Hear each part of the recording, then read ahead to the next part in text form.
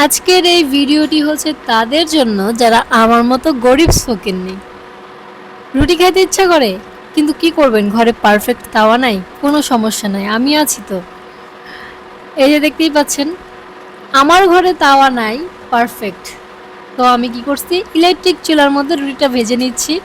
আর এটার মধ্যে রুটি ভাজলে কিন্তু খুবই সুন্দর হয়, রুটিটি সফট হয়, সাদা থাকে, পোড়ার কোনো ভয় নাই।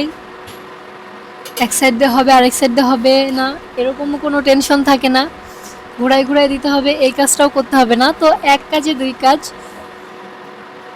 আমার আরও একটা জিনিস নষ্টও হলো না, আমার রুটিটাও ভাজা হলো, সময়ও বাঁচাতে পারবেন।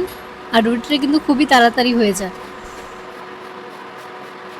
চাইলেই কিন্তু ট্রাই করতে পারবেন। আমরা বাঙালি নারী, আমরা কোনো সময় হাল ছাড়ি না, একটা না একটা উপায় ঠিকই বার করি।